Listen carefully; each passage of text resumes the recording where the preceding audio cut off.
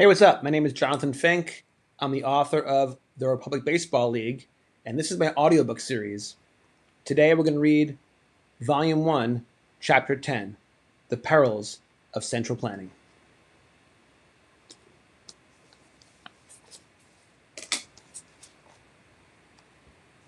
After breakfast the next day, Sarah was again quickly out the door on her way to the office.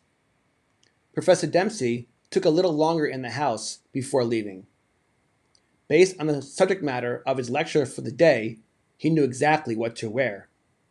A little more than an hour later, the professor walked into the lecture hall sporting a replica of the red jersey of the national baseball team of Cuba. He turned, stepped up to the blackboard, wrote communism in big uppercase letters, turned back around, and told the class that his discussion today would not involve baseball. Instead, the lecture would focus exclusively on the communistic economic model of central planning, its perils, and a comparison of this approach to other economics theories discussed in his previous lectures. Dempsey told the class that according to the financial website Investopia.com, a centrally planned economy, also known as a command economy, is an economic system in which a central authority, such as a government, makes the economic decisions regarding the manufacturing and distribution of products. Centrally planned economies were different from capitalistic market economies, where such decisions are traditionally made by businesses and consumers, because they generally ignored the realities of supply and demand dynamics in the marketplace. Then Dempsey discussed Ludwig von Mises, one of the most influential Austrian economists of his era. Von Mises, who wrote and lectured extensively on the impact of the economics on society, was best known for his work comparing communism and capitalism.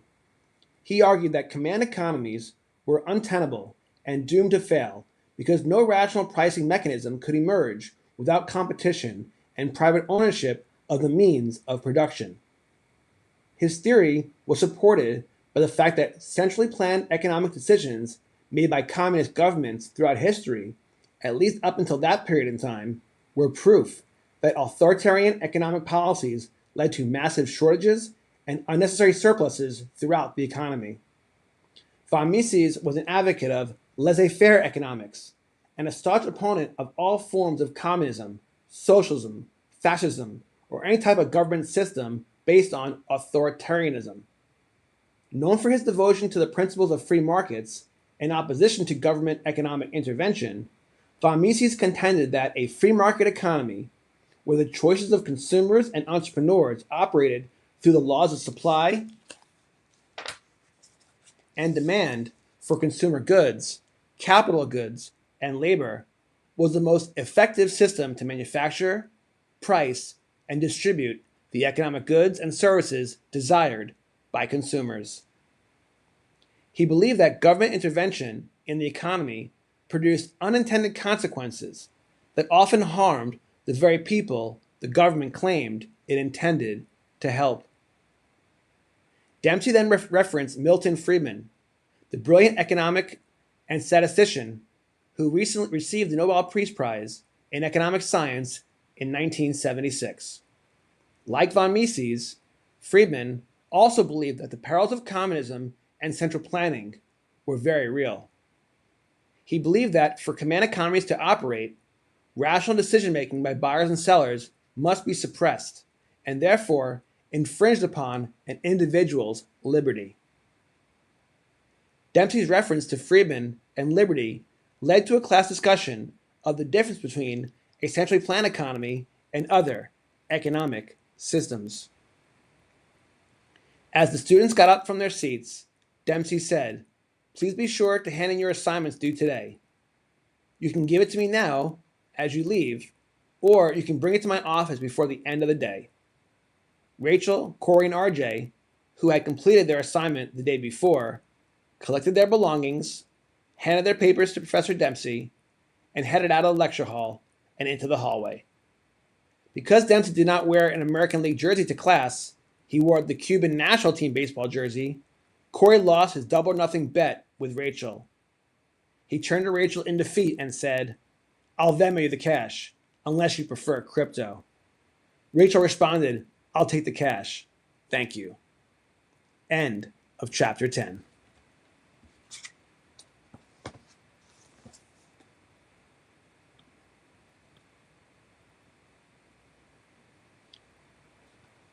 The next video will be the Republic Baseball League Volume 1, Chapter 11, The Empowerment of Direct Democracy. Thank you so much. I appreciate all of you watching. You guys take care. God bless. This month, we have some great sports card stories from across the U.S.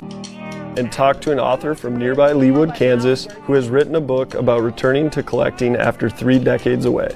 My day job is I'm a financial advisor, so I've been investing for over 20 years. In a way to express my love for the hobby, I decided, what if I write an investment book, Sports Card Collectors Club, and treat the stock market the same way I would treat the card market. And so I thought, well, how would a day trader invest in cards? How would a venture capitalist buy and sell cards? How would a hedge fund do it?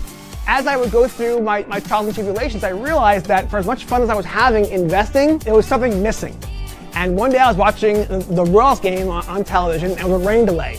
And the Card Life television show came on. I was watching that episode, I was watching Matt Strom open cards and rip packs, and I started getting the warm, fuzzy feeling. I said, this is what I want to be doing. I want to get back to really collecting and ripping cards and building sets. And that's where the story of my book has changed. I go from investing back to collecting. I'll also open a variety of boxes from different sports. So he hit the home run off me in like the 7th inning. And then in the 8th inning, JT hit a double, so he's standing on second. And Mason Wynn asked him, he's like, "Hey JT," he's like, "I heard Strom collects cards of guys that take him deep." He's like, "Does that mean he's gonna send me over a couple cards to sign tomorrow?" And after the game, we had won. I mean, winning is the only thing that's important to me. So it's like, I was good after the game, whatever, and JT comes up to me and he's like, "Hey Stromy," he was really genuine. Like he wasn't taking shots. And I'm like, "What are you talking about?" He's like, "Well, when I got to second, Mason asked if you're gonna send a card over for him."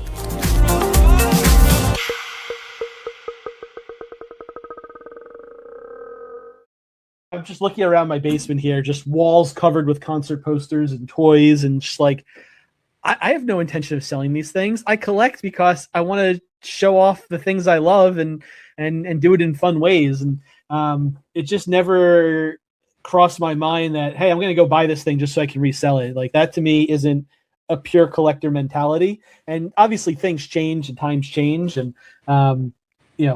in order for things to survive right now, you have to have that sort of chase for something valuable. Yeah, it needs to be a circus. You know what? The truth is, I actually watched the live stream on eBay Live with Ken Golden and Logan Paul. They ripped a box of 86 Flair and a box of Series 1 Pokemon. And you know what? It was very entertaining. They're both polarizing characters. I thought it was entertaining. But you know what? After every pull, they immediately are showing the value.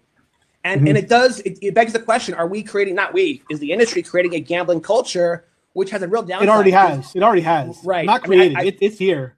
Yeah, and that's a concern. I guess for me, I hope to be an influence where we focus more on collecting, because you know what, when markets crash, collectors don't get hurt at all. Because the Sandy Koufax you bought that because it makes you feel good. It brings back good memories. Said this one traded for my first big win.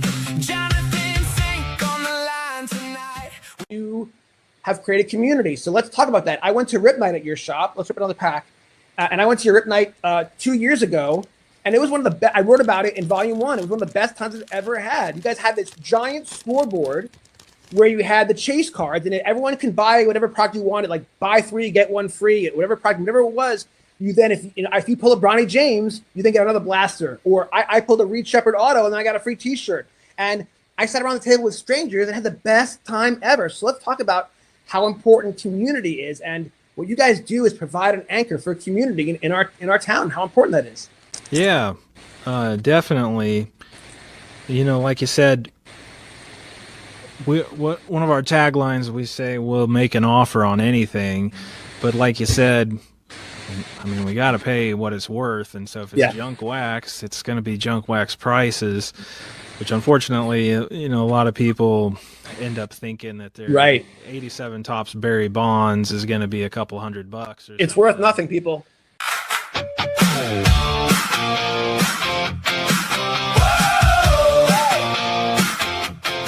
Brand and notoriety. And so when you're pitching these stories to these athletes, like I've reached out to a couple of different athletes about writing a potential article about their collections and having them kind of share their story. And it's like, yes, like I write for collectibles on SI, which is under the Sports Illustrated umbrella. It does carry weight. Like it does, people recognize that brand. It is important. And so I'm super grateful that I've been given the opportunity to write for that staff. The top segment that was done by you on you was so well produced, right? Did all that come from the conversation you had with Michael Rubin? Is that how that put you on the map to such an extent that all those opportunities happened? How did that happen? Did you get a call one day? Said this one traded for my first big win. Jonathan Fink on the line tonight with a pack in hand and a story that bites. I didn't even collect when I was 3 years old. Like when this card came out, but oh, he just pulled a good one. Roman Anthony, from Dempsey, I love Wichita State. Yeah. I would have been thrilled if he went to Tulane, but his parents have roots in Nebraska. So for him, it was coming home. And so Nebraska got a good one. And so I'm not That's surprised awesome. that program's on the rise because they got a great stadium. They have great resources. They got a great fan base with people like you. And their recruiting is fantastic. They're finding the talented kids. So Yeah, watch in out fact, for the Big Ten. So yeah, Will Bolt, the head coach, he actually played at Nebraska when I was traveling with the Nebraska team in the late 90s. He was down at Texas A&M when I worked at Texas A&M. Rob Childress is the pitching coach, and I was on the hiring committee that hired him away from Nebraska to come down at Texas A&M, and they're thrilled that he's back here in Nebraska. He's a genius. The number of players in pro ball right now that went through Rob Childress, so he'll be under good guidance when he gets up here to Nebraska. They're good people.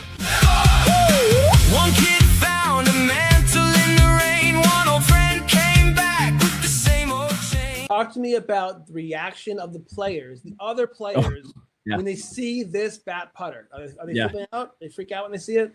And they see it and they're like, they just stop. Yeah, let's go. Yeah. So the reason why I asked that question is because I had that experience literally yesterday. So when I first got the bat putter, I think I bought it 6 months ago, and it's customized for the Republic Baseball League, which is so cool. And now that I realize, now that I love it so much, and I got to use it yesterday, I'm like, I got to start buying them for different people. Like anyone's a guest on my show, they're gonna get a bat putter, okay? Yeah. But the point is, I never use it because I thought it was too sacred to me. I keep it in my office like a sacred shrine. It means so much to me. But then I was like, after watching all these videos and stuff like that, I'm like, you know what? There's this indoor amazing place in Kansas City called Tap-Ins. Okay, they have an outdoor putt, but also indoor. And depending on the weather, the whole thing, it's amazing atrium, and it's become a successful business. Yeah. And I was like, you know what? That's a perfect. It was a hot day. I'm like, it's a perfect thing to do. So my buddy Paul Greenwood, who I featured in my first book, we went and played around. And when I showed up with this bat putter, people were freaking out. They were literally losing their minds, and that's when I realized. So then, and then by the way, it was a Sunday, middle of the day, hot as heck.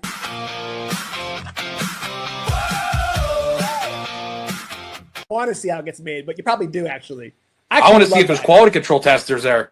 But attention! If anyone in the tops is watching, Grip and Rep we want to get invited to a tour at a factory. The two of us. I told them I would work for free. Right. I would work absolutely free. I want to see how their stuff's made. Yeah, I'm curious. But like collation is like I'm sure there's a bunch of engineers that sit around and design. Got some breaking news for you. Yeah. Slab just texted me. No way. What do you say? Looks like this is the first year to hear it. Who is that? Right. Let me see here. Breaking news. Grip and Rep. Breaking news. Oh, U.S. agent. Okay, so I just got told that the finest mega boxes are going to be really, really, really good. Oh, interesting. 1.6 numbered cards a box. So you're guaranteed one numbered card with a 60% chance to pull a second numbered card. Wow, and interesting. Autos are 1 in 3. Whoa. So do you think that Topps decided to go big because this is their first year with Topps Finest in retail? I'm going to say yes. Yes. Right? Because I do think so. You usually get so upset with the delayed numbers, they're delaying them. Or maybe, by the way, I don't know if it's a conspiracy that the odds are coming out later. I just think that maybe they're just not as efficient as they used to be. You might have watched this game back I'm when. sure I did. Oh yeah, it's only Derek Coleman. Yeah, he's on my fantasy team for sure. pretty crazy to think, in the future you would be able to collect that moment that you watched. Right. And by the way, check that out. It's worth $198 versus the ones that are worth 35 cents because it makes sense. Because the same way that you value your 1964 Willie Mays card, you're going to value your Drazen Petrovic, and you're not going to want to give it up unless it's for a very, very good price because you love that memory. And what's wild is the same way that you get the warm fuzzy feeling with dopamine hit, whatever, when you look at a card on your shelf, it's the same thing. But when you're online at the bank, you don't have your cards with you, Paulie, but you do have your phone, and you can pull up your Drazen Petrovic and pay respect to him and watch a couple of his awesome plays that give you the warm fuzzies because you can. It's wild. And so